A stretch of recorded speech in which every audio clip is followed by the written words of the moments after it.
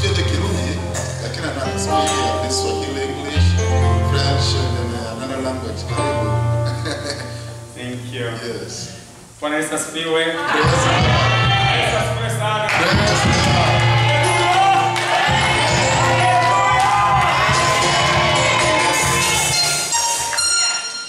Mungu awabariki sana. God bless you so much. You know, sijui nianzie mahali gani He don't know where he can start.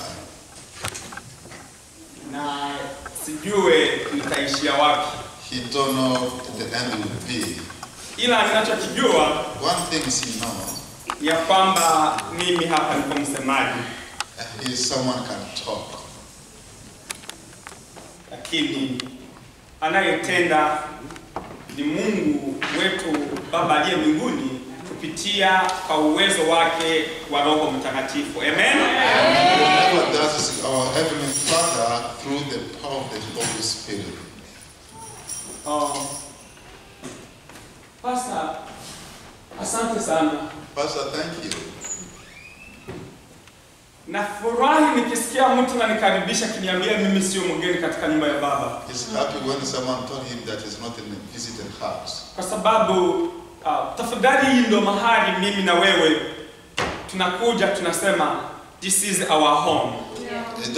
That uniqueness to say that this is our home, in nyumba yetu. Then whenever we leave this place and we go back to our respectives, or let me say in this way, whenever we leave this place, we go back to our respective homes or houses, then everyone says, I'm going to my house.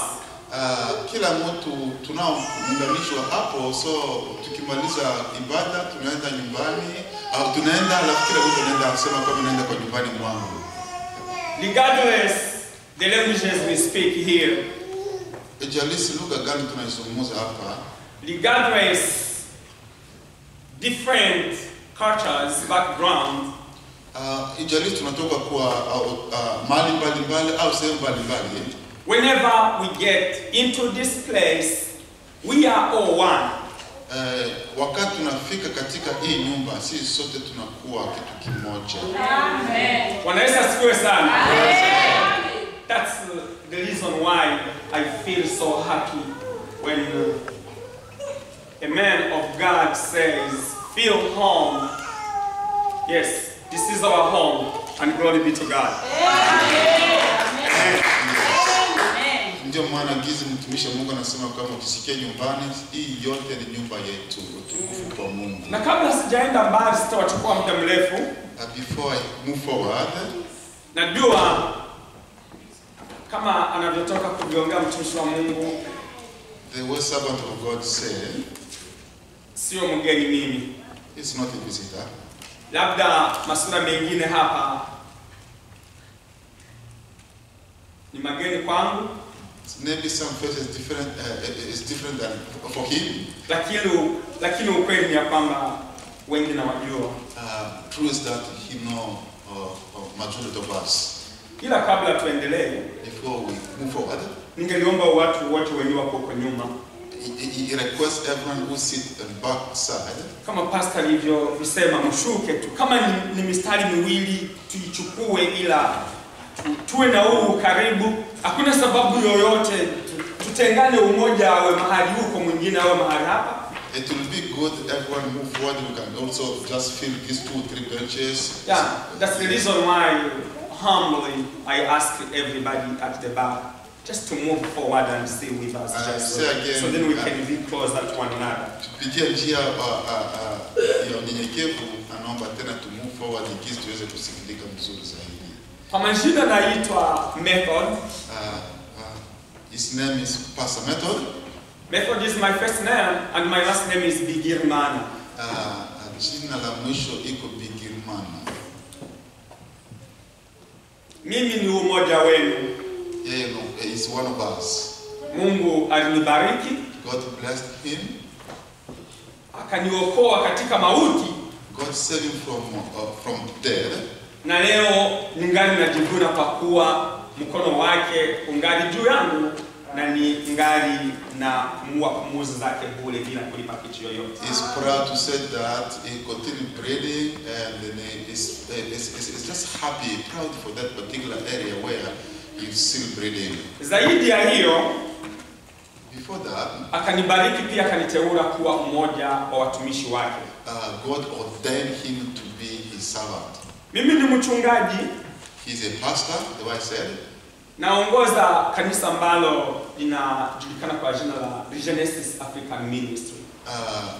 Is pastor of Regenesis African Ministry. I'm a lead pastor over there. Is the giza nazungumza yuko pastor ongozi.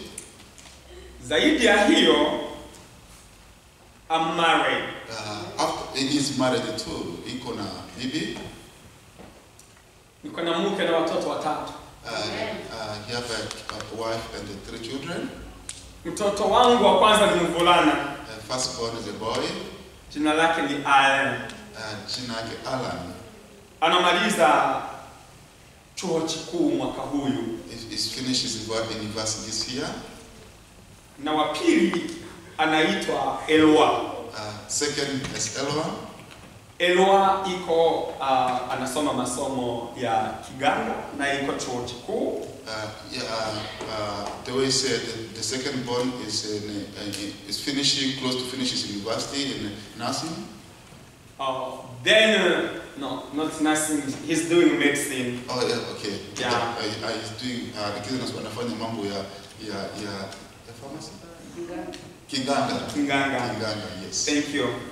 Na mtoto wetu wa mwisho ana umri wa miaka 13, ni msichana, anaitwa Sherise.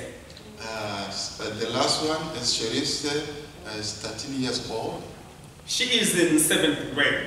Yes, ako kwa darasa la 7. So zaidi ya hao, ninyi wote ni wa ndugu katika Kristo, na Mungu akubariki sisi sote pamoja. After in conclusion, everyone we are brother and sister in Christ. Sitawapotezea muda kwa kuambia masomo niliyoyasoma. I don't want to lose time as the way he continues lead us in these lessons. Yeah, I'm not going to waste your time telling you my education background, my education title, because this is not going to help any one of you.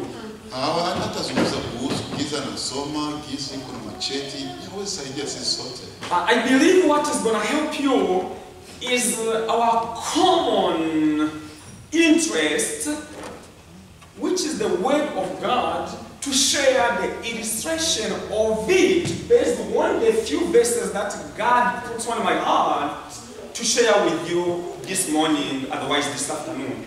Ana kitu maana sana, anataka zile kitu itaunganisha sisi kwa pamoja, ni maandiko takatifu giza tauzumuza mara 2, 3, 4% itakuwa kwa screen ile namna gani sisi sote tubarikiwe nayo. I saw earlier on the main text was introduced on the screen here.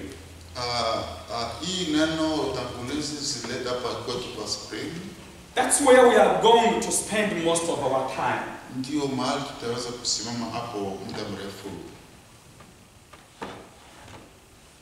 Bwana Yesu asifiwe. Praise God. Bwana Yesu asifiwe sana. Praise God. Today, leo, it's a Sunday that most of Christians around the world call it Palm Sunday. Siku ya leo ni siku kuu dunia mzima, ni siku ya matawi. And we only have a few days left before we celebrate the death and the resurrection of our Savior Jesus Christ. Na tunabaki na siku chache ile tuweze kusherehekea kifo na ufufuko wa Mwokozi yetu Yesu Kristo. I'm not gonna again waste so much time to explain you what Easter is and how Jesus was betrayed, how he was killed, how he was crucified, how he was buried, and how he was resurrected. Hataweza kupoteza muda kuleta historia ya Yesu, giza alizaliwa na giza Yesu alikoma na giza aliteseka. Hapana, hii hajali kwa hayo mingi sana. Because this is something that all of you know very well. Na kitu hii mingi nyinyi mnaijua. Kwa sababu there is this how do you call it? It's a movie that has been played, show people how Jesus died, the sufferings he went through on the cross. Nafikiri kuna ile video au movie iko pale inaonyesha jinsi gani Yesu aliteseka na jinsi gani aliweza kupita ile njia yote. Wengine mnaiita eti ni filmu ya Yesu. Some of call you as a Jesus film movie. Na wameonyesha kila kitu tangu mwanzo hadi mwisho. They shown everything from beginning till the end. What I would love to share with you today as illustration of those verses you see posted just for David. We will tutaenda kuonesha zile mapicha au verses illustrate ile kisi gani inatuzungumzia hapo. Is why Jesus died. Kwa nini Yesu alikufa? And what you and I should learn from it. Mimi na wewe kitu gani tunaweza kusoma hapo? Not only to learn from it, but to apply it in our daily lives. Haiko tu kuisomea hayo, ni kuitumikisha kwa maisha yetu ya kawaida.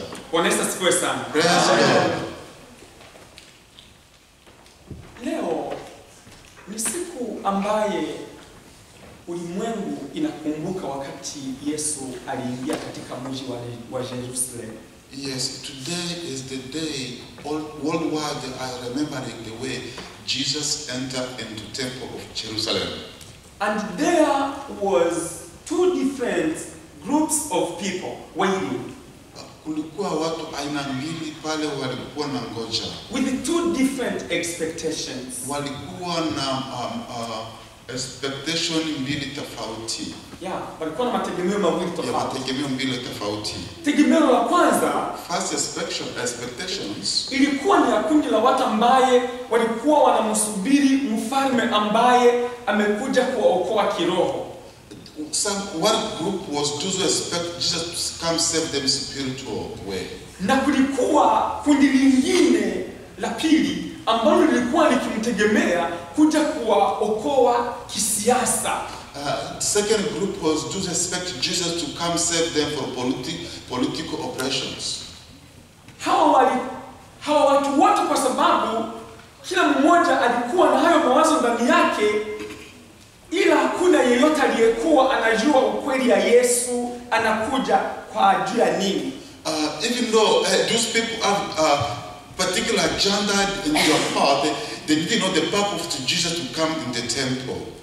Wote walimpokea pamoja. They welcome Jesus together. Na hayo matao ambayo mmetoka kusikia ambayo wameweka mahali mpengi kwa makanisa mengi, hao ayo yote waliyaweka wote pamoja. Hakuna mwenye alileta vitu vingine, wote waliweka ni hayo matao pembeni. Wakamjengea mengine wakaweka huku, ila apite kabisa, alipokelewa kama mfalme kwa kweli. Yes, all this particular hospitality given to Jesus to come in, to welcome in the temple, to put it together, they did together for expected to welcome Jesus. Lakini kwa wengine baada ya kutambua ya kwamba waliyekuwa wanamsubiri aje waokoe kisiasa, wakasikia mambo tofauti na yale walikuwa wanayategemea, hali ikageuka. Second group who expected Jesus to come to save them from oppression, political system, so they thought Jesus would come particular agenda, but at the end of the day, they end up being discouraged. Na hapo ndipo matatizo yote alianzia. That's why at the beginning of everything started. Hapo ndipo alishikwa, mwisho na mwisho alishikwa. That's why in that particular area where he was arrested, akapelekwa, he was pulled away. Na kwa kweli aliteswa sana. Yes, he suffered.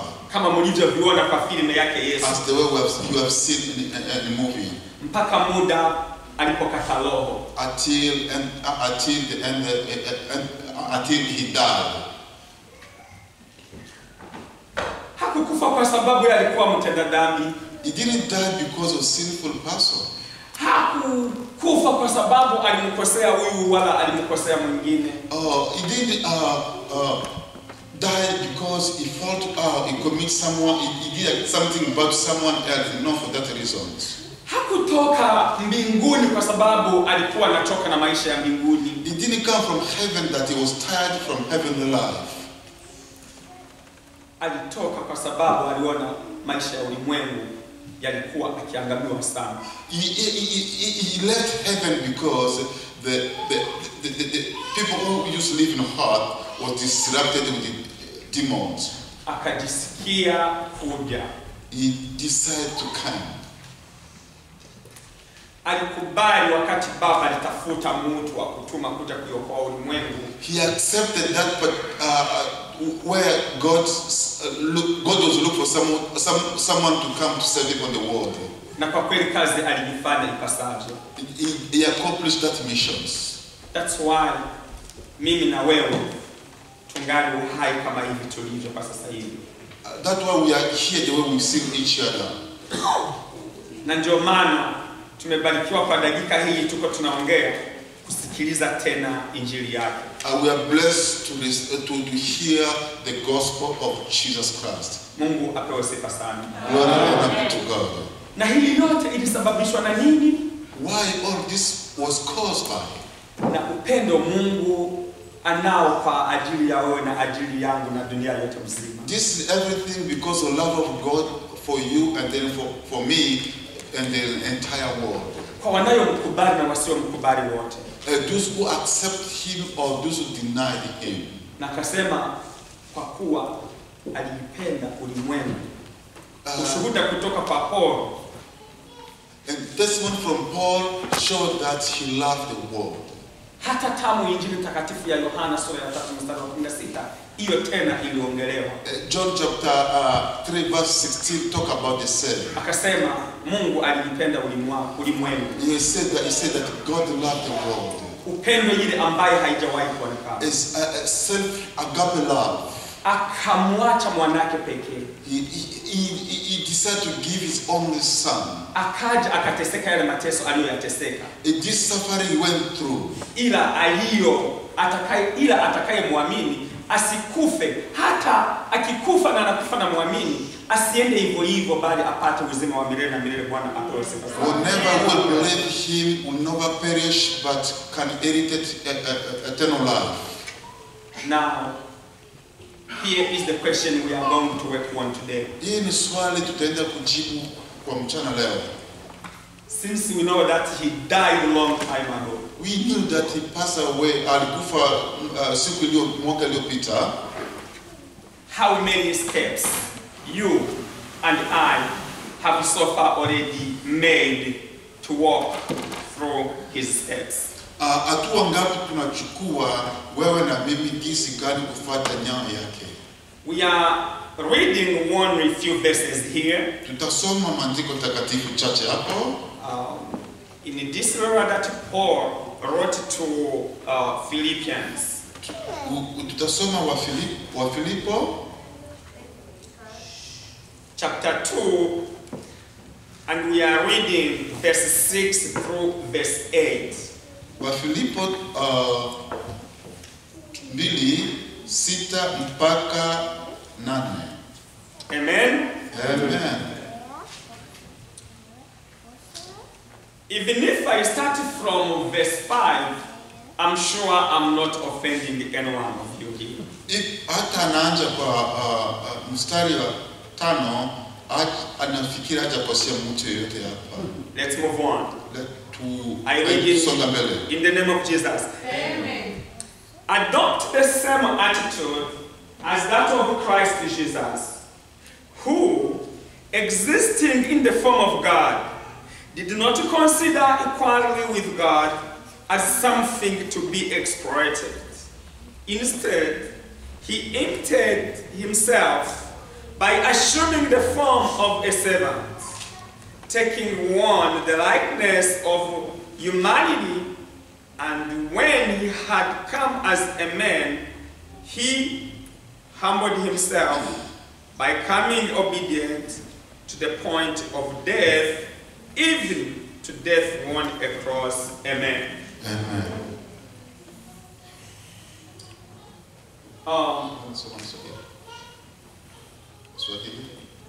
Yeah.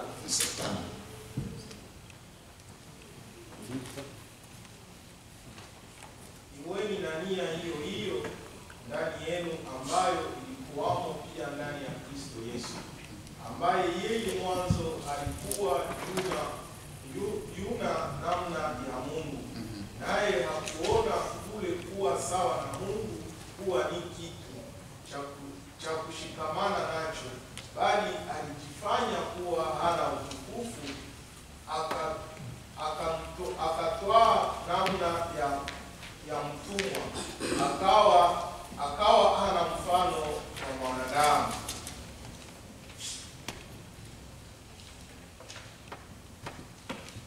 Tena alipoonekana hana umbo kama mwanadamu, alijinyenyekeza akawa mtii hata mauti. Naam. Amen. Bwana Yesu asifiwe. Praise God. Bwana Yesu asifiwe. Praise God. Now, here we go now. Let's move on. Tumetoka kusikia neno la Mungu. We just hear the word of God. Tumemsikia Yesu. We listen to Jesus. Ni mtoto wa Mungu. As a son of God. Anao uwezo kama baba yake mbinguni. He have power like his father. Lakini hata ya kwamba alikuwa na huo uwezo kama baba yake, Even though he have that particular power like his father, hakuzingatia na kujibania. Kwa hiyo anasema mimi Mungu hivyo vingine msiniletee hapo, kwa sababu uwezo wa baba ndio uwezo wangu. and that he didn't want to just stick with that particular way. He just comes, okay, the power of his father is power of him too. Mila na desturi ya Yesu, Culture of Jesus Christ ni utakatifu mbinguni. is holiness in heaven. Lakini hicho kitu hakusema mimi ni mtakatifu, kwa hivyo mimi watu ambaye nyinyi ni watenda mabovu, watu nyinyi ambaye ni wajinga, sijue kwa hivi na hivi vingine, mimi sijali na nyinyi, tokeni mbele zangu. It didn't be proud because it's from heavenly holiness place in heaven. It didn't come just to undermine you, to say that, what are you? You are sinful people, what can I do? No.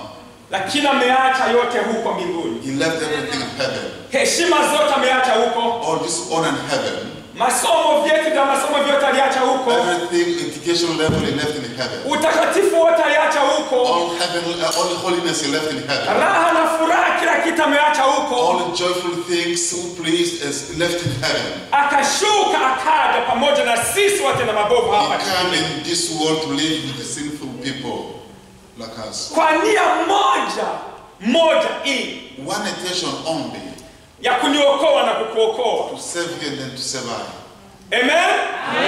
Amen? Amen. Kwa nia moja ya kukuokoa na kuniokoa. Kwa njia nyingine ya kuokoa ulimwengu yote mzima.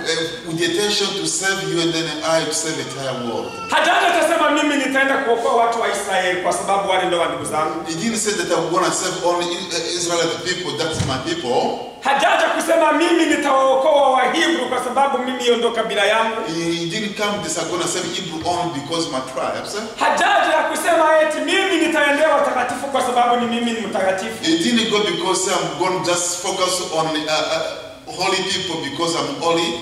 Alikuja kuiokoa ulimwengu yote, wanayemwamini na wasiomwamini wote. He comes save the entire world, those who believe and those who didn't believe in him. Inasikitikisha sana kuona kwa siku ya leo sisi tunajiita Wakristo, lakini kuwa Wakristo tumeikataa, tumeipiga marufuku. It's sad to hear that we call Christians, but at the end of the day we are rejecting that particular Christianity. Kwa sababu kusema tuko Wakristo na tunatambuliwa na mambo ambayo haeleweki ni aibu sana. To say that we are Christian, we are being our identity to show our unchristian way. Ni aibu. Hicho haiko ndio kitu ambacho kimemleta Yesu hapa duniani. It is a shame because these things didn't let Jesus come in this world. Yesu alikuja kutupa mfano, ndicho kitu kilichomleta hapa. Angelituokoa hata kutuokolea huko mbinguni, lakini alipenda ashuke, aje awe pamoja nasi, tuyaone mateso anayojitesa, tuone yale yoyote ambayo ameyapita ndani, ila mimi na wewe tujue ya kwamba kwa kuishi na kwa kusaidizana na kwa kuhimidana lazima tuyapite ndani yale mfalme tuliyosema ni mwokozi wetu, nasi tuyapite ndani. He had all decision. And I can say he could save us from heaven, but he didn't apply that particular way. He come live common life with us, so as we can live that particular life. His intention is just to save us. Upendo haitakuwaka upendo hata siku moja, hata siku hii moja kabla hatuyaionyesha matendo kama vile Yesu Kristo alivyokuja kufanya mbele zetu kwa ajili yetu. The love will never be shown if we didn't work with the love the way Jesus loved us, to show that particular practical way we have to apply the way Jesus did. Amen. Amen. Amen. Amen. Mila ya Yesu, mila ya mbinguni, desturi ya mbinguni ni utakatifu, hakuna kitu kingine. The culture of heaven is holiness. There's no another culture of heaven. Amen. Amen. Na tumemkubali Yesu. Tukabatiziwa tukasema tunamkubali kama mwokozi wa maisha yetu. We believe Jesus as personal savior, as someone who saves us. But siku hizi tukienda mkanisa, this is the way we go to church. Ndo mahali ambaye unakuta mambo ya ukabila anatawala. We'll find like division in the church. Ndo mahali ambaye chuki inaongoza makanisa. You will find like bitterness is leading in church. Ndo mahali ambaye unakuta watu, familia, watu wanashirikiana, wanaabudu, wanasifu mkanisa moja, lakini huo ushirikiano unakuwa ni wa mkanisa. Watu wakitoka mkanisa, mnafika hapo nje, wengine unakuta wanaacha na wandugu zao maparking kwa sababu hawana magari, hawawezi wakawapeleka nyumbani na magari, wengine wanarudi nyumbani ziko empty. We will see that our fellowship is being shown just in the church only, and then when we go outside, for example, someone don't have a car near a country, so you just start your car, go away without show that love to that individual. Hayo ndo makanisa tuko nayo ya siku ya leo. That's what church we have today. Una shida nyumbani, haujanunua gari lako. You have a problem that you didn't buy a car. Muda wote unahitaji mtu wa kukunga mkono kusaidia kupeleka sokoni kuemea, kabla hawamwekea mafuta mgari hata kupeleka. If you don't have a car, but if he requests a ride from you until you give him a car, so he may be able to drop you able to buy stuff in a grocery store. Hili ndo makanisa ya leo. Utamkuta mtu mnashirikiana, mko mkanisa moja, mnatumika fasi moja, lakini ukupeleka kazini kabla hawayampatia franga za gazi, kama ni gazi, kama ni nini, kazini hata mpeleka. Utabaki na mnatumika pamoja, aenda siende, garata aenda, na mafuta tanunulia mgari akataenda tarudi. We fellowship with the same individual and with the same church, even though you work in the same locations. But you say, without the gas I cannot go. Even though he did not go, but at the end of the day, he will still put the gas and then go to workplaces. Alafu ikifika Jumapili, yes, on Sunday, hata sikia aibu ya kuchukua Biblia na kwenda kanisani. You never feel ashamed to take a Bible to go to church with. Na ni Mkristo kabisa mkamilifu. As a faithful Christian. Na pengine anacheo mkanisa. Maybe he's one of them in this church. Mwingine ni muimbaji. Maybe someone can be a singer. Mwingine sijue ni mtu fulani tu mkanisa. Maybe can be someone else in the church. Mungu atuhurumie sana. God forgive us. Mtu ambaye hakupatia kidogo, someone didn't give you little, hata kupatia vya mingi, we never give you something bigger. Amen. Amen. Kama hatuungane mkono tusaidizane hiki kidogo ambaye kinalingana na uwezo tunao, itafika muda ambaye mimi nitakubali baniuwe juu yako. Even though we don't share if little we have, one day he will decide that they can kill you because of that. The title of my sermon is Amazing Sacrifice. Kichwa cha neno ya leo ni amazing, dhabihu yaliyo ya ajabu. Amen. Amen. Kuna kujitoa kwa aina mingi. There are a lot of things we can involve ourselves with. Many types. There are many sacrifices we can do. But the sacrifice we are talking about today Ile dhabihu tunatoa leo, tunazungumza leo, is a sacrifice that glorifies the Lord. hii dhabihu tunazungumza leo, ile dhabihu inayotukuza Mungu. Kujitolea mwenzako bila tegemeo lolote.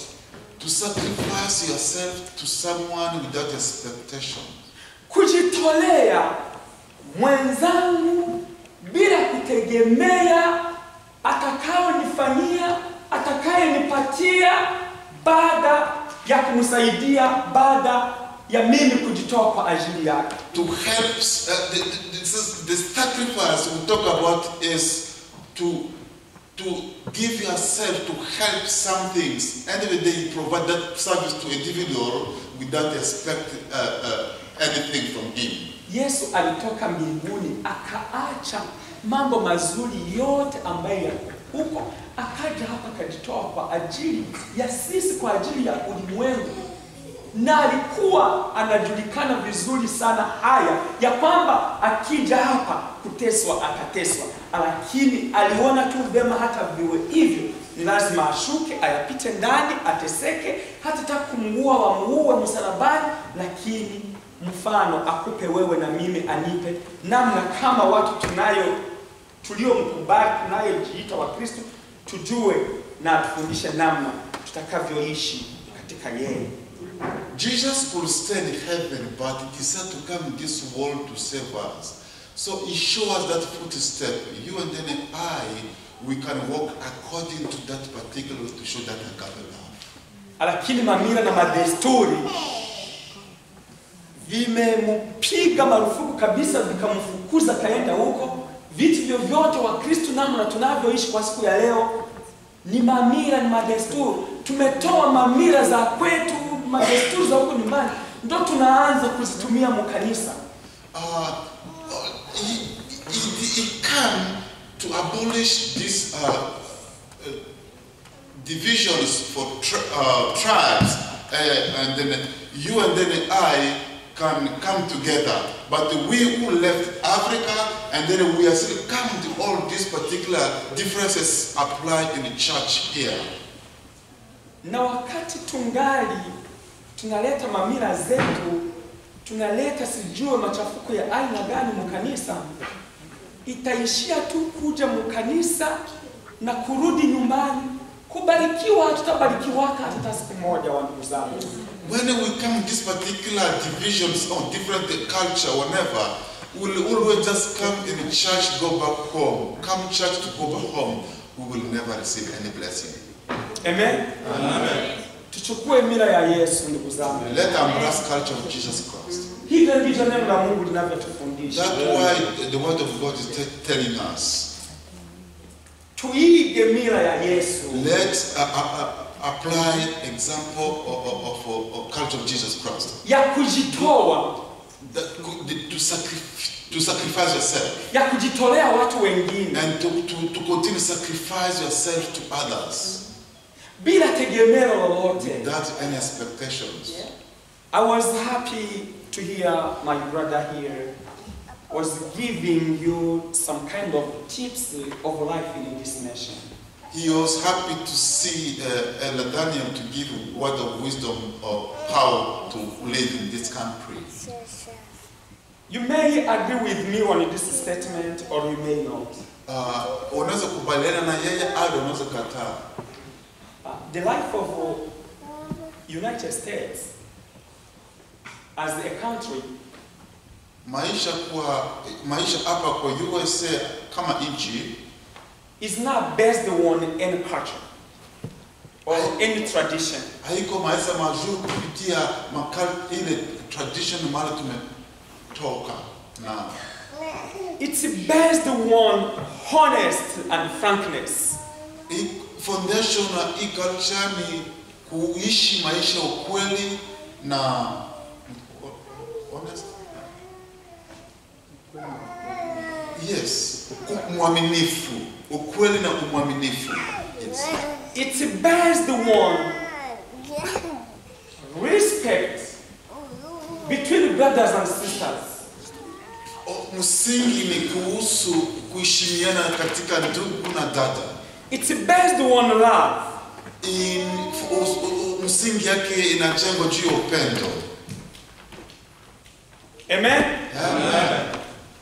You and I, we can testify that more than any other person in this country. Nafikiri unaweza kushuhudia kupita mtu mwingine ile kitu unaona kwa hii nchi. Ijapokuwa ya kwamba Mungu alikubariki kutoka Afrika ukaja hapa kwa upendo wa Mungu, kwa Mungu aliyewapitia hawa watu ambao wako hapa wakajitoa kama vile Yesu alivyojitoa bila mategemeo yoyote, anakutosha Afrika, haujue tiketi ililipwa na nani, na wengine ukimwambia hata kuilipa unamkosea adabu.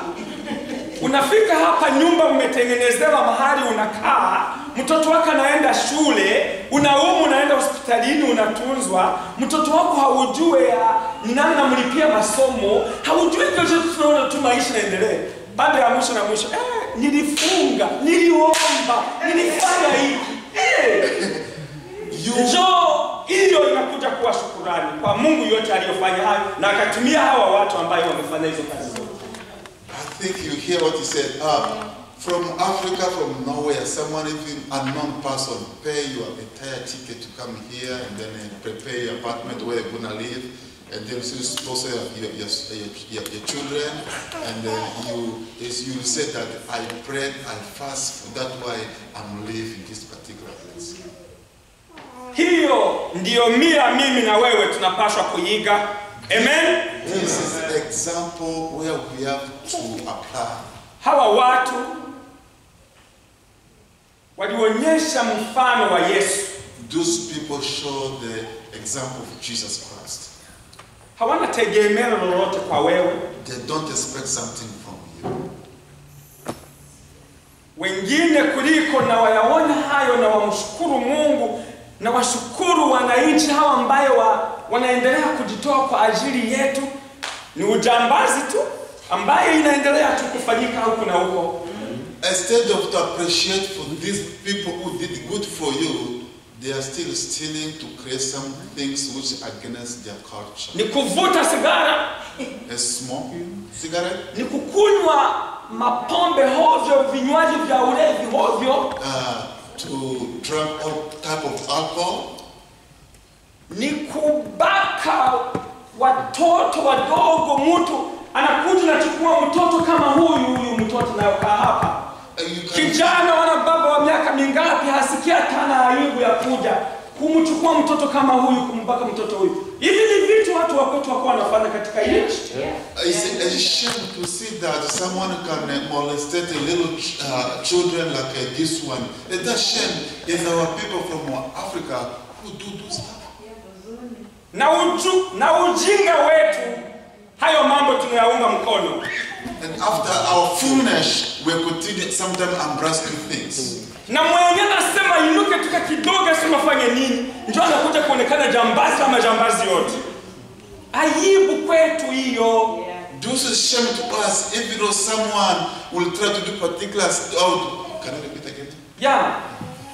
Aibu ni ya kwamba sisi tunayaunga mkono. The shame is that we embrace particular stuff. Juu ya nini? Why? Juu ya mamila na madesturi za kwetu. It's because of culture, difference from our home countries. Na tuko wa Kristo. We are Christians. Na tunakuja kanisani. We are coming to church.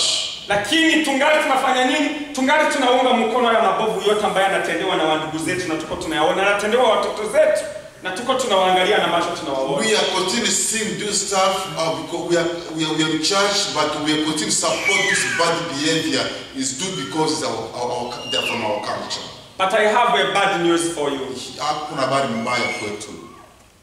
Achana na hizo tabia. Leave this stuff. Amen. Because law enforcement in this nation is very serious, my dear sister and brother, wherever you are. Sheria ya nchi hapa iko kali, ijelisiwe ndugu na baba nakwambia. Law enforcement in United States wenye sheria hapa kwa hii nchi. It's real. Iko kweli. And it is very effective. Kweli inatumika. You may listen to me, you may agree with me or not, but this is a fact that you're not going to change. Unaweza kubaliana na wewe yeye au unaweza kataa, lakini iko kweli, ukweli hii hauwezi kubadilika. You're going to deny it. Yes, it's your right. Yes, unaweza kataa hayo, kuna haki hayo. But you're not going to escape the consequences of the wrong choices you made. Hautaweza kutoka katika njia hii decision ambayo ulichukua. Red light in traffic rules, it says stop. Wakati taa nyekundu inawaka nasema simama. You have to. Yes, unapaswa kusimama. You proceed. Unasonga mbele. If you don't crash, kama hautafanya ajali, there is a police officer somewhere there. Ofisa polisi mahali anatukuchunguza. Amen. Kama hakuna police officer kule, if no police, hakuna police officer pale, kuna kamera hapa. Kuna kamera kama hivyo iko pale. Utaenda nyumbani. Utaenda nyumbani home. Tiketi kitakukuta nyumbani. Upendi safari itakuja. Like or you don't like, ticket will follow you. Na hautaona mtu akuta kukusumbua eti nenda ukalipe ile. And you will never see someone come and push you go pay this ticket. Lakini itafika muda wewe mwenyewe utaenda kuwatafuta. And then one day you also going to search for them. Ulishindwa kulipa labda 75 wala 75. Maybe it's 75 or never you didn't pay.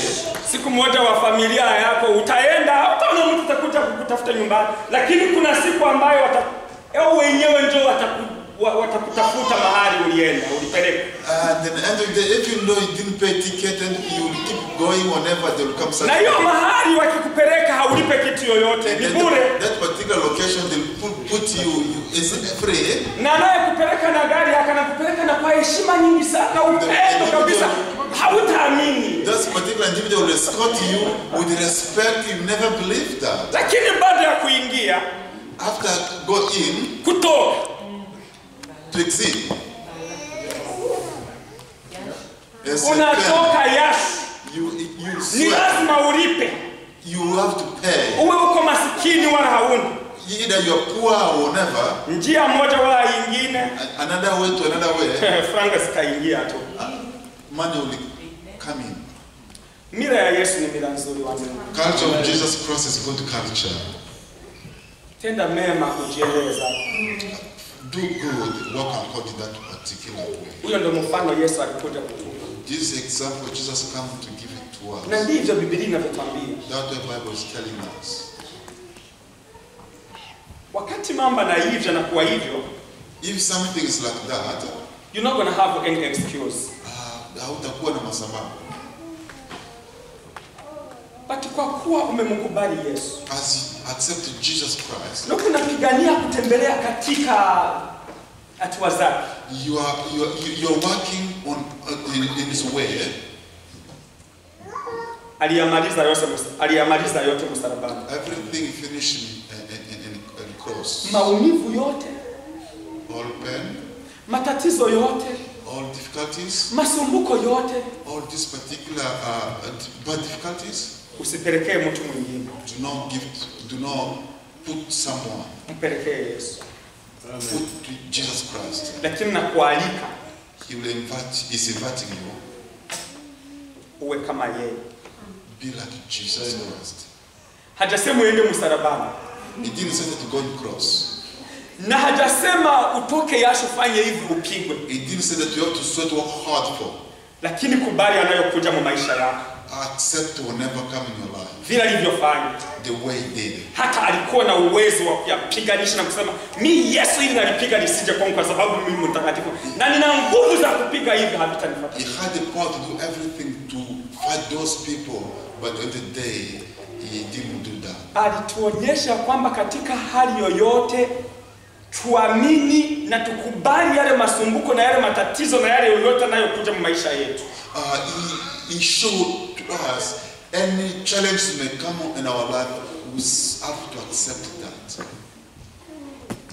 Tusijichukulie yoyote sisi, bali tujue ya kwamba yupo ambaye mwenye atatuchukua. kuchukuliwa. Do not carry your own luggage, but we have to believe that the one who carried that luggage. Na baada ya kuwa na huu ukweli, To have that truth, shida lolote litakalo kutokezea, all things, all difficulty will come, yoyote hata kifo, even though we'll be dead, hata kufungwa, even not to be arrested, sijui hata kupigwa, maybe to be beat, sijui hata kudharauliwa, and maybe they're neglecting you. sijui yale majungu ya aina gani ambaye ametesa mioyo ya wengi kwa nyinyi ambaye mnakaa hapa. Maybe a lot of pain you are going through, you who are sitting here. Hautasumbuka na kushinda unashikana na watu mumakoti na muvikwembe na mashati. I'll never struggle to hold people in their shirts. Trust in Jesus. Yesu Kristo. Amen. Amen. Amen. Amen. Neno la mwisho ambalo nalimalizia, The word of the end, inayohusiana na hii kujitolea maalumu kufatana na mfano Yesu aliyotupa. something related to the way Jesus came from heaven to give us the example, Ni humiliation. as unyenyekevu. Nataka niwapeleke mkitabu cha Waefeso sura ya 6 mstari wa kwanza hadi mstari wa 4. Ephesians chapter 6 verse chapter 6 verse 1 to 5. To 4. Verse 1 to 4. Hii mistari minne These 4 chapters, inahusiana na maisha ya familia za Kikristo. those particular verses talk about the culture of Christian family. Amen. Amen. Inahusia maisha ya wababa na wamama, mume na mke na watoto nyumbani kama Wakristo. This verse talk about family life between husband and wife and children. Amen. Amen. Amen. Amen. Njia moja kwa njia za kujitolea mwenzako. Mbele ya yote, mtoto ni lazima ajitolee mzazi. A child have to obey daddy. Amen. Amen. Na Biblia inasema mtoto anayejitolea mzazi anafanya nini? Anaishi miaka mingi sana. Nikisema kujitoa, sijasema kunyenyekea. Unajua nini sijasema kunyenyekea? Hauwezi kunyenyekea na hauna moyo wa kujitoa. Amen. Yes. He didn't talk about humility, but he talked about that sacrifice. As you are a child, you have to sacrifice for your parent. Ni lazima uache yale yoyote yanayokufurahisha yaache pembeni. Amen. Everything you left, everything you desire you have, left it behind. Lakini usikilize mzazi wakati kana kuongelesha, kana kwambia. Listen to your parents whenever they talk. Najua viko kucheza unapenda kucheza, kufanya hivi unapenda kufanya hivi, kwenda kuangalia warafiki zako unapenda, lakini achana na vile. Yesu aliacha vizuri vyote ukakaviacha, lakini akaja akanyenyekea, akakubali, akateswa ili afanye nini? Ayafanye mapenzi ya Baba. I know you desire sometimes. I've talked to a friend, maybe play around, whatever. Look, for example, Jesus have everything can do, but he decided to left his heavenly Father. Heshimu wazazi. You have to respect your parent. Kama mtoto, hiyo ni njia maalumu ya kujitoa vizuri kama vile Yesu alivyofanya. This unique was child, you will show that footstep of Jesus Christ. Amen. Amen. Hiyo itakubariki kama mtoto. This will bless you as a child. Kwa sababu Biblia iliyaweka yote hadharani. The Bible exposes everything. Mtoto ambaye hamheshimu mzazi hataishi. The child who does not obey the parent will never live. Hata akiishi, even though he will live, ataishi maisha ya mihangaiko. He will live that painful life. Mtoto ambaye haheshimu mzazi hawezi akasoma aendelee na masomo. That child who will not respect his parent will never progress in his studies. Because mtoto ambaye haheshimu mzazi hata heshimu mwalimu. mwalimu shuleni. If someone don't respect his parent, will never respect the teacher in school too. Na mwalimu shuleni anamjali mtoto anayemuona yuko na adabu darasani. A teacher will think more about the child who listen to him. Na kama anaona hauna adabu, hapa walimu wanajiogopea zao masheria, hata kupiga kama vile. Mnajua mafimbo sisi tulipigwa nyumbani kwa masomo. Bali tutaandika mpaka kabisa unabaki tunajiuliza, si ruharibu rukufe tu rukufe niishe. Pigwa kabisa unateseka vibaya sana. Sa mwizi sa criminal. We know that discipline, this country is not like in a home camp where they can smack on you and then really they can smack with hardly. There's no example in this country. Lakini hapa mwalimu akikuona huko bure huko kisijue unajifanya vitu ambaye sijue nguruwe zinafanya humu mtoto, anakuacha hata ongea hata sema kitu yoyote wa watu. Kwa sababu hapa sheria ndivyo nimetoa kuambia, sheria za hapa ni zikali sana. Hakuna mtu mwingine anacheza nazo isipokuwa kwamba sisi wajinga ambao hatujui kitu chochote. Lakini watu hapa wanaogopa sheria zao sana. The teacher will fear because he knows that you're a troublemaker, because you know law is there for them. End of the day, you step aside due to avoid the law. We know that this country has been led by laws. Alafu unafikiri wewe unafanya mzuri lakini uishaenda na hakuna mtu yeyote anakujana naona wewe nikashindikana. Hajari hata kupoteza hapo muda. Anaendelea na wale ambao anawaona wana ile uwito wa kujiendelesha kielimu, hata wafuatilia hata wasaidie. Na wengine watamaliza nini? Ndio wale wenyewe mtakuja mwakuta masuruali wanaenda wanawabalia hapo. Hawana shida, hawajali na vitu. Na wakuta wasichana wanaenda mavalio yao uyaone. Ni shida ni kubwa sana. Hivyo ndio tunafikiri uko nini? Umejimaliza ni wewe mwenyewe, hakuna mtu yote anakujali. You must think like you're smarter than those. You must think like you're smarter than teachers. At the end of the day, the teacher will focus more on those who are able to listen to him. And then those who listen to him will continue progressively study after study to get the degrees. At the end of the day, you will really stuck somewhere and you will work like the way you show example, like part to be done over here. It's like, you know, the lady particular stuff which is shameless. Unakuta wasichana kabisa masomo wameacha.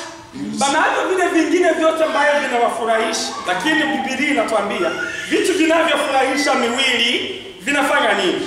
Vinachukiza roho. Na vitu vinavyofurahisha roho vinafanya nini? Vinachukiza mwili. Good sacrifice. Ujitoa ukiona hii kitu najitolea. Najua heshima ni kwa Bwana bila kuangalia na kutegemea vitu vingine. Usijali mwenzako, usijali huyu na huyu, lakini uangalie kama uko unatukuza jina la Mungu mbinguni. Amen. We have seen that there are two things.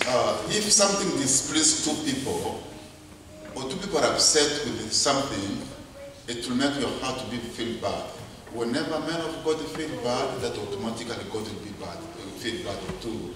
But as we have to stick in that particular love of Jesus Christ to show to everybody in our life. So, watoto, children, tunawapenda. Love you. Na tunawatarajia mema sana. We expect you the good things. Lakini mjue ya kwamba na nyinyi mko na mengi sana ya kufanya kwa kusema yoyote timiliki. We know that we have a lot of things to do to accomplish those stuff. Obey your parents to live longer. And to be successful in your life ambitions. Na pia uweze kufaulu kwa tegemea maisha yako. Amen. Amen. Naongea kuhusu wazazi nao. Let him talk about parents. Wanaume na wa baba na wa mama wote pamoja. Let's talk about men and then husband. So, Biblia inasema husband and wife. Biblia inasema kwa hii mistari minne nimewaambia mkitabu cha Efeso sura ya 6, mume ampende mkewe. The Bible tells us in Ephesians chapter 5 verse 1 to 4, talk about men love your wife. Na mke afanye nini? Amutii mumewe. The Bible said wife have to obey the husband. Amen. Amen. Wanaume kuwatii kuwapenda wake zenu haiyamaanisha ya kupanda ngazi, sijue kupanda huku na nyinyi. Bahati nzuri mnamjua Mobutu. Mobutu mnakumbuka vile vima students Jacques Bimeli alikuwa pale. Alikuwa mahali popote alipo, akiwa huko juu, watu wengine wote wanakuwa hapo. Hapana, hiyo sio Biblia inavyotuambia wanaume. Kusema mke wako akuheshimu, sio lazima upande uwe kule na yeye awe hapa, njoo. Huko kuko heshima katikati ya mume na mwanamke. Biblia inatuambia mke na mume tu wasikilizane, wawe na maisha ya kusikilizana.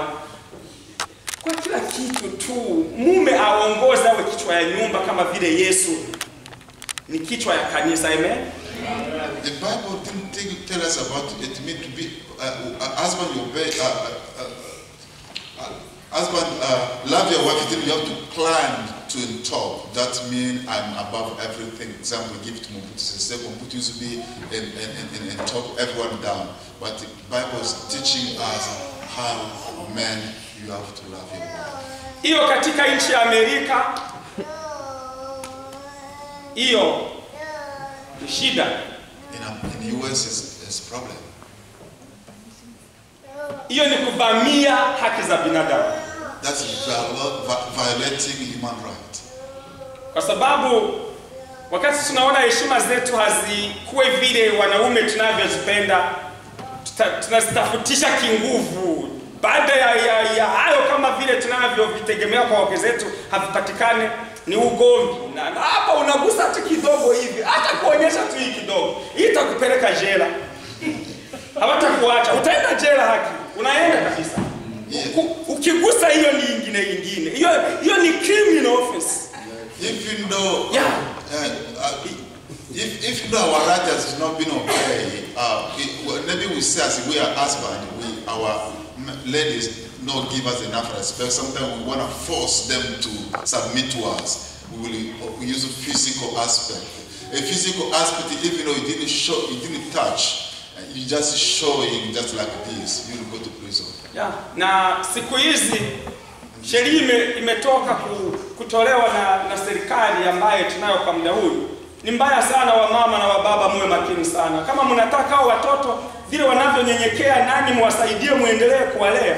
Tafadhali baba na mama nyumbani, msikilizane, kwa sababu siku ya leo ugomvi kidogo tu hiyo ni kitu wanaita felony. Sijue kama mchungaji wenu ataitafsiri namna gani, lakini hii inakuwa ni kosa ambayo inawekwa kwenye yale makosa, maana yake ya majambazi, ya ujambazi, sijue ya kitu aina gani. Na ukienda jela, miaka iliyopita vilikuwa vyepesi kidogo, lakini hizi siku vinakuwa vibaya. Hiyo mwisho na mwisho, hata kama akikutoa kwenye gereza ya hapa karibu, sijue ya downtown wala ya nini, itachukua hata mwaka, wala itachukua hata miaka mitano, wala itachukua hata nini.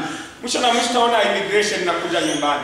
Wewe kipindi hiki miaka iliyopita fulani huko sijui ilikuwa lini, anakuletea karatasi na kusomea ulifanya makosa yana haya. Kwa hiyo hii makosa kutokana na sheria tunayo hapa ni kukurudisha kweli.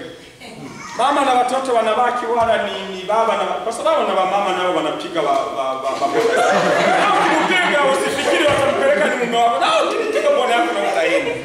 So kwa hiyo watoto kusema tuwalee watoto hivi tunavyoviongea wakuwe, tuwe na unyenyekevu mifano ya Yesu. Kweli ni kuishi maisha ya Kikristo, sio maisha ya kuangamizana, wala sio maisha ya kudharauliana wala kufanya nini. Tuishi sawa Kristo, tuige mfano wa Yesu. Sacrifice, nijitolee mke wangu, na mke wangu naye ajitoe kwa ajili yangu, na ndipo kulea watoto vizuri. Amen. Amen. Yes, I'll be unable to translate everything. I just give example. The way you said, we have to live in unity. And then if you showing, for example, I have my friend in the workplace. He's from America. He told his wife, "I'm gonna kill you," but he never killed his wife. He had a knife. "I'm gonna kill you," but he started to choke. His wife took it serious. What happened? He ended up going to prison. After prison, he cannot even go. The limit is right. As we from whenever Africa, whenever places, these felony ni makosa kubwa juu kubwa na haribu sifa zako. Siku moja itafikia ku immigration sababu kana unavunja sheria kubwa yao. You broken a big law for them. They will come and then they will repatriate you back home. So you have to be careful. You have to live that love of Jesus. Amen. Amen. Amen. Amen. Amen. Basi wandugu zangu wazazi, chukueni hiyo kwa malezi ya watoto. Najua kuna kipingamizi wa Kristo wa Amerika makanisa wanacho. Tulipewa neema tukaje katika nchi ambaye tunarudishiwa tu madolari kidogo baada ya mwisho wa mwaka ambayo inaitwa ni tax income. Hii kitu kuna wamama na wababa wenye manyumba wakati ya matax mama anakuwa kule na mke anakuwa kule. Labda kurudiliana ni baada ya kipindi fulani ambayo mimi sijui. Go ahead, pastor. Listen to everything. Go ahead. So, it's very important so they can listen. Most of the time that's what we always have English speaker here, but it's not here today. Most of the time they're Swahili speaker. Okay, yes. But I'm careful with the time. Did you give me more minutes? Yeah, I can give you. I will sit down soon. I will just help you whenever you start. Just must speak Swahili. Asante sana. So, hii kitu inaitwa income tax. Asante sana mchungaji kwa kuniongezea muda. Mungu apewe sifa mchungaji. Amen. Amen. So, wazazi na wababa na wamama hapa, wengine ikifika huyu muda, Yesu hakuwake tena. Yesu anaenda kwanza, sijue kama wanamtuma wapi wala mambo yanakuwa namna gani. Huyo Yesu hakuwake tena, hasikilizike tena. Na kumwambia nabii ya kanisa mwingine hautamuona hata mkanisa tena. Tax problem kwa wakimbizi. Mnajua kama wa Amerika, mtu mwenye anafanya mataksi wa Amerika anapata franga mingi. Wanapatia $3,000, $2,500. Mwenye anapata $5,000 huyo kabisa, maana yake huyo sijue ameenda. Wengi hawapate kitu yoyote, wengi na kulipa wanalipa kwa serikali, wanarudisha franga kwa serikali. Lakini wakimbizi sijue yeye mna wataalamu wa mataksi, unakuta anafundisha mataksi na kupatia $10,000. Kwa labda haukutumikia hata na $5,000 mwaka yote mzima. Lakini nafika kwenda kutoa mataksi na kukuta mtu amekutengeneza vitu na kupatia $10,000. Hizo faranga nakuta mume amefanya vyake, mke wake naye pale amefanya vyake. Hizo hela zikija maana yake ni urozi zinakuja kuroga watu. Kitu ya kwanza, sheria inakatara mume na mke ambaye wanakaa pamoja kujaza mambo ya mataksi tofauti. Ni lazima mfanye hiyo kitu viwili. Na neno la Mungu linatuambia tieni viongozi wanayowaongoza mtii sheria. Sheria imeweka lakini tunaivunja. Na tungali tunakuja makanisa na kuhubiri neno la Mungu tunalihubiri na kuimba tunaimba. Tunafanya mambo yote. Lakini tayari tuishajivua Ukristo. Mnaona unafiki wenyewe tuko nao. Sasa kanisa ambalo linaongozewa na wachungaji wa hivyo, linafundishwa na waimbaji wa hivyo. Hata Yesu akija huyo muda atapeleka mbinguni wapi? Tutakuwa kanisa ambalo halina Mungu, ambaye halitapata mgeni yoyote. Juu ya faranga wa ndugu zangu, juu ya hera. No, mume amemkataa mke wake kipindi cha fulani. Juu ya faranga za taksi na mimi sina mke mimi niko celibate, mimi sijaolewa. Hii yote wengi mnafanya na mko mnaangamiza watoto wengine. Hamjue kama hivi vitu wakati watoto wanaenda kuomba sijue financial aid wala ma sponsorship. Wengine watoto hawapewi juu ya nini? Kwa sababu hawawezi wakapeleka hizi makaratasi zenu za mataksi because kama mna watoto wenyewe wako mu college wanaweza wakawaelezea hicho kitu. Wazazi wenyewe wanafanya hivi vitu, wanaloki watoto zao hawawezi wakawa na maendeleo yoyote wa ndugu zangu. Kuliko tutoe ile sacrifice, tufanye ile kitu ya kujitoa kwa kumheshimisha Mungu, kwa kusimamia Haki za watoto, Mungu alitubariki kama wazazi, mama na baba, tusimamie haki zao, tuwalee kikristo kwa mfano wa Yesu ambaye alikuwa na vile vyote, kaviona maraha yote, kaacha, akanyenyekea kabisa mpaka kashuka kaja katusaidia. Sisi na tunashindwa kuliko tujitoa, bali tunawatoa watoto zetu, tunawatoa wake zetu, na tunatoa hata waume zetu. Naona kuna mama wengine ambaye anapiga mafua, anasema wewe Bwana, mimi uniache, mimi nitafanya vyangu. Wanaume ni hivyo, unakuwa tu hivyo. Lakini mimi ni mchungaji, Bwana Yesu asifiwe, unaenda kwa madhabahu kabisa. Injili utatwanga. Wengine kunena mmaruga, wako wananena mmaruga. Lakini wake zao waishatupa kule. Watoto waisha ponda, waisha maliza, njoo wenyewe wametoa kwa masadaka. Masadaka kwa shetani, sio kwa Mungu. Hakuna njia yoyote tutaipata mbingu, tupate amani na familia zetu, wala tuwe na maendeleo yoyote wakati tunajaa marana ya hivyo ya kukataana na tungali wazima na tuko tunaonana. Wakati tuko tunaangamiza watoto tuliopewa kwa kuwalea juu ya hera, mume na mke wanajitenga, mwingine na ile kivyake na mwingine na ile kivyake. Watoto kama wazazi hawako hivi, watu wanaoangamia zaidi ya watu wengine ni watoto. Kutoposikilizana kwa wazazi inazaa upotevu wa watoto. Mungu atuhurumie sana. Amen. Tuige mfano wa vijana, mnyenyekee, mtii viongozi wenu kanisani. Mtii wazazi wenu. Ni nyinyi viongozi wa hii kanisa kesho. Ni nyinyi. Hivi kama hamuko mnatii viongozi wa kanisa, mtii wazazi, na mnakuja hapa vyombo, mtapiga, kuimba hapa, mtaimba, lakini itaishia tu hapa na hakuna baraka yoyote itakayowaletea. Na ikifika muda wenu wa kuongoza hiyo kanisa, kwa kuwa hamkuwapatia muda wazazi wawalee, viongozi wa kanisa wawalee, mtakuwa tu mnafanya vile vyenu vingine vyenye mnanani. Vile tu vyenye mnakuja mwakili zenu, kwa sababu hamkuwapa muda. Njokoro aliwaambia,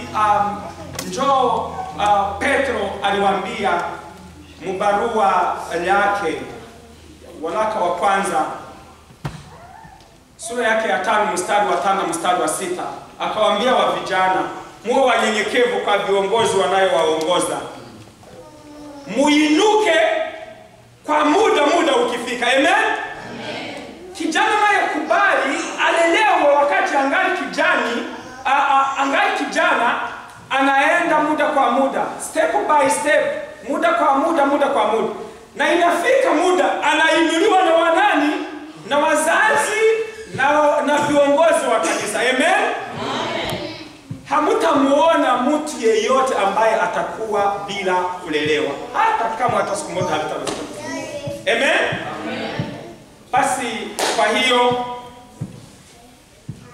Yesu alichotuambia, na ndilo neno la Mungu linatuambia, mfano tunao ni huyu. Hatua zetu ziwe za unyenyekevu kama Yesu alivyofanya, akajivua uwezo wote wa kitakatifu, akaja akakufa kwa ajili yetu, akaishi na sisi mifano mingi sana. Analia sana. Tieni kwa kuwa Mungu ametubariki akatukumbusha hili neno kwa siku ya leo. Kwenye labda hatukuwa tunaenda vizuri, tujipange. Ila Pasaka nyingine mwaka kesho ikija, na sisi tuwe tumeyapata yale machache ambaye tutaonyesha na sisi kujitoa kwa utukufu wa Mungu, kwa kumkumbuka aliyeteseka, aliyeuawa kwa ajili ya sisi. Sifa na shukurani viendelee kumrudilia Mungu, ila nasi atubariki na mwisho mzuri kwa yote tunayoyafanya kwa utukufu wake, na Mungu awabariki kwa jina la Yesu.